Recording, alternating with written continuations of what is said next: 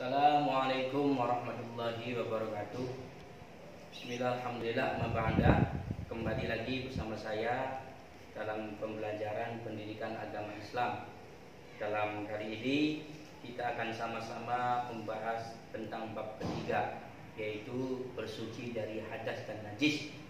Dalam bab ini ada 5 pembahasan. Yang pertama jenis-jenis air, kemudian najis dan cara mensucikannya, jenis-jenis hadas, kemudian cara bersuci dari hadas, kemudian yang terakhir adalah istinja atau istismar. Yang pertama, pembahasan yang pertama adalah jenis-jenis air yang ada yang bisa digunakan untuk kita sehari-hari. Dalam jenis-jenis air ini ada rupa-rupanya, ya, maksudnya ada jenis-jenisnya.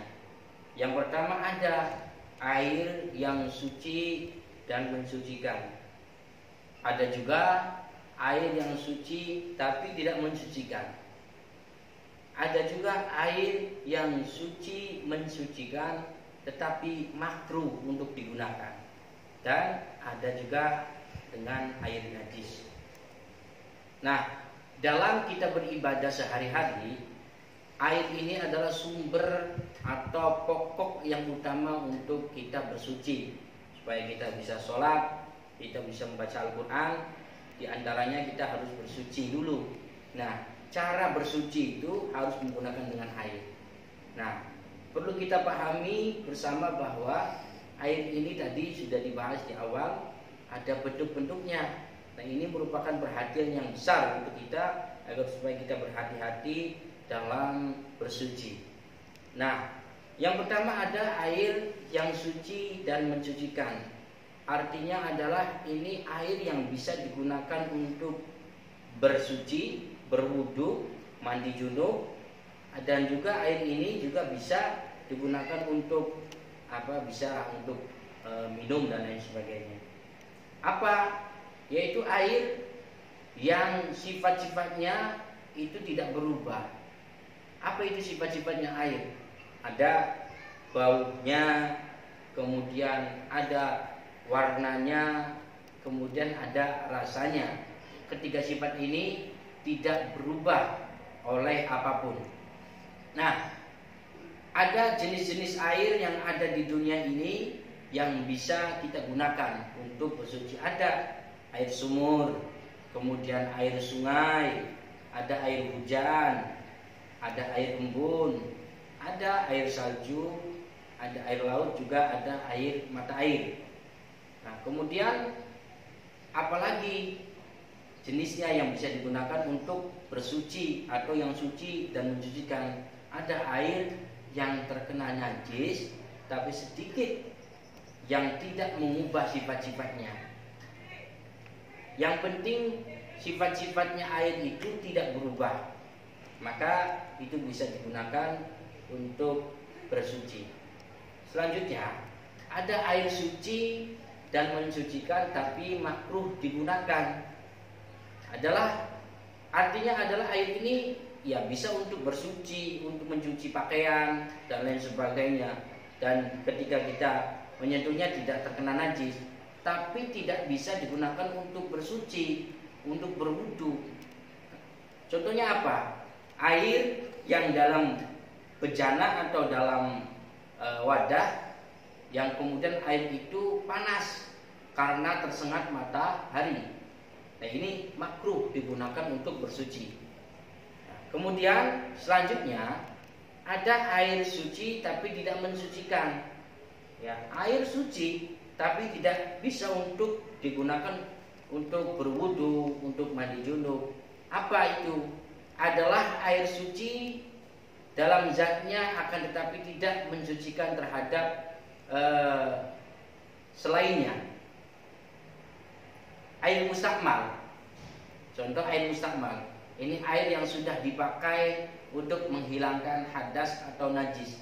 Ini suci. Kita ketika menyentuh air ini tidak terkena najis, tapi tidak bisa digunakan untuk bersuci.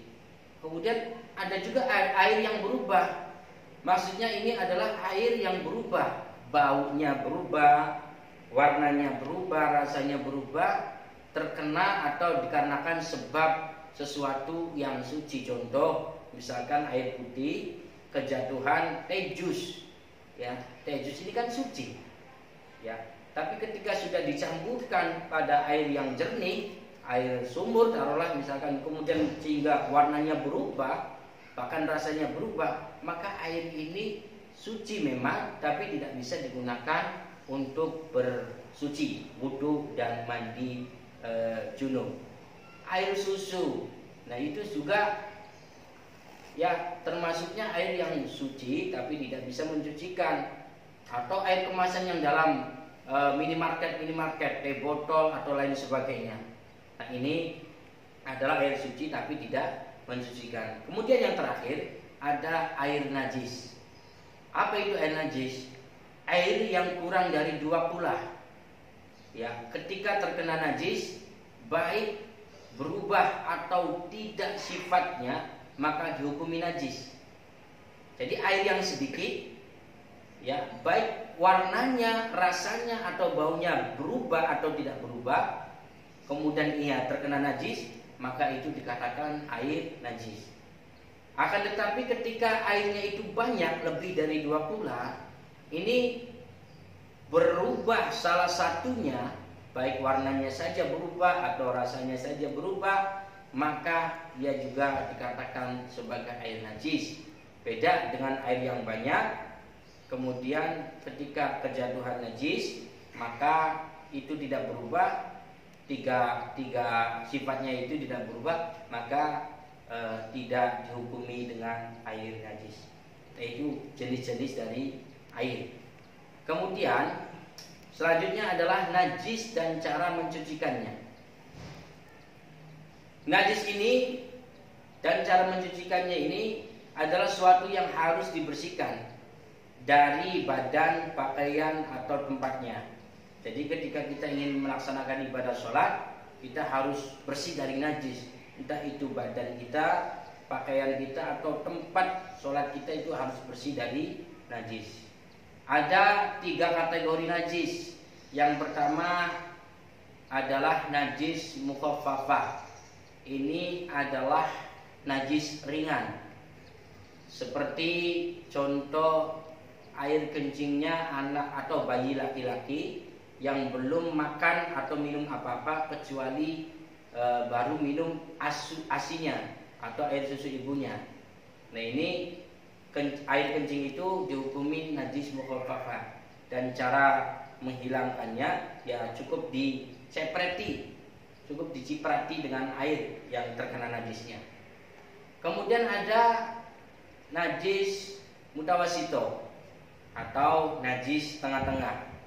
Najis ini ya najis yang umumnya, seperti kotorannya manusia, kotorannya hewan, ya, darah dan lain sebagainya. Dan ini adalah termasuk najis mutawasito. Dan cara mencucikannya itu harus dibersihkan dengan air. Harus dibersihkan dengan air sehingga benar-benar hilang, baik itu warnanya atau bentuknya atau rasanya. Itu harus hilang semua. Kemudian yang ketiga ada najis mughalladah, najis yang kategorinya kategori besar. Najis ini ya bisa hilang dengan cara dibasuh dengan air 7 kali. Salah satunya ini harus menggunakan tanah. Dan najis ini dikenakan pada binatang babi dan anjing. Nah ini termasuk najis mughalladah. Dan cara mencucikannya ya dibasuh sebanyak 7 kali dengan air, salah satunya dengan tanah.